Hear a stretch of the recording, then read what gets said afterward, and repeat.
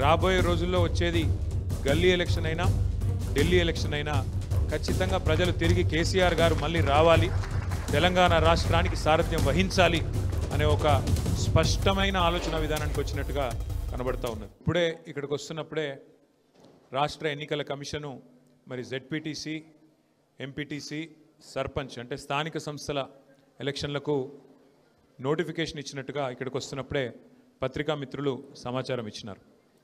గల్లీ ఎలక్షన్ అయినా ఢిల్లీ ఎలక్షన్ అయినా నాకైతే ఇవాళ రాష్ట్రంలో ఉన్న వాతావరణం చూస్తూ ఉంటే, ఎందుకంటే సరిగ్గా 10-12 రోజుల కిందట గద్వాల పోయినాం.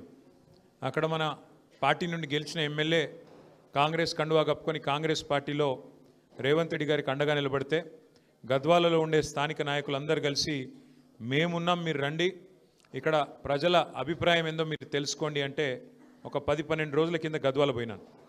తర్వాత నిన్న అచ్చంపేటలో అక్కడ గతంలో మన పార్టీ నుంచి 2 సార్లు శాసనసభ్యుడిగా గెలిచిన నాయకుడు పార్టీ మారితే అక్కడ కూడా స్థానిక నాయకత్వం మేమందరం ఉన్నామన్నా, ఒక నాయకుడు పోతే ఏమీ అయ్యేది లేదు, పోయేది లేదు, మీరు రండి, మా సత్తా చూపెడతామంటే నిన్న అచ్చంపేట పోయినా.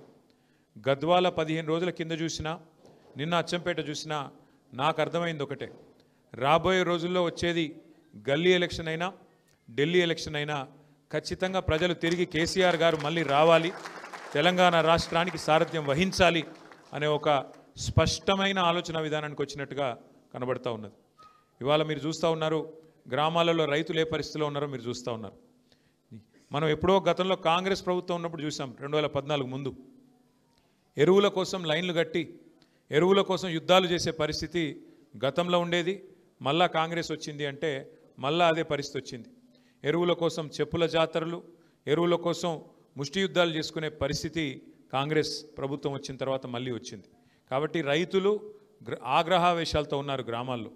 మహిళలు మరి మాకు ఇవ్వాల్సిన 2500 రూపాయలు ఇస్తానని చెప్పారు 100 రోజుల్లో, ఇయ్యట్లేదు అనే కోపం మీద మహిళలు ఉన్నారు. వృద్ధులు 4000 పెన్షన్ అన్నారు, ఇంకోటి అన్నారు, అరిచేతిలో స్వర్గం చూపెట్టి ఓట్లు వేయించుకున్నారు. ఇప్పుడు పత్తా లేరని చెప్పి వృద్ధులు, వితంతువులు ఎవరైతే పెన్షన్దారులు ఉన్నారో, ఆసరా పెన్షన్ అందుకున్న వాళ్ళు, వాళ్ళంతా కోపంగా ఉన్నారు.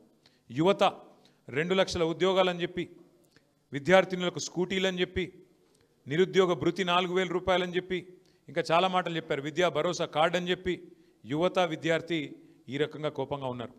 పరిస్థితులు ఇట్లా ఉంటే ముఖ్యమంత్రి రేవంత్ రెడ్డి గారేమో ఇవాళ రోమ్ నగరం తగలబడుతుంటే ఆయన నీరో చక్రవర్తి ఎవరో ఫిడేల్ వాయించుకుంటూ కూర్చున్నాడంట. ఉన్న ఊరే బాగాలేదు, మీ నాయకత్వంలో చెత్తదీసేటోడు లేడు, స్ట్రీట్ లైట్స్ వెలిగించేటోడు లేడు, ఆఖరికి మోరీలు పొంగుతుంటే ప్రజల మోరీల్లో కొట్టుకొని పోతుంటే ఉన్న నగరాన్నే పట్టించుకునే నాదుడు లేడు ఇవాళ మున్సిపల్ మంత్రిగా రేవంత్ రెడ్డి గారు ఉంటే. కానీ ఆయనేమో కొత్త నగరాలు కడతా అని చెప్పి నిన్న శంకుస్థాపన లేచి ఏందో ఊదరగొట్టే ఉపన్యాసాలు ఇస్తూ ఉన్నాడు. నేను ఫ్యూచర్ సిటీ కడతా, ఇది కడతా, అది కడతా. ఉన్న నగరం చూడమంటే ఇది చాతనైతే లేదు, ఉన్న నగరాన్ని ఏమో ఉద్ధరించే పరిస్థితి లేదు, కానీ కొత్త నగరాన్ని కడతానని చెప్పి ఇవాళ పోజులు కొడతా ఉన్నారు. నేను మీ అందరినీ ఆలోచించమని కోరేది ఒకటే, అది ఏ ఎన్నికైనా కావచ్చు, గల్లీ ఎన్నిక కావచ్చు, ఢిల్లీ ఎన్నిక కావచ్చు, మధ్యలో రేపు మనకు వచ్చే జూబ్లీ హిల్స్ ఉప ఎన్నిక కావచ్చు,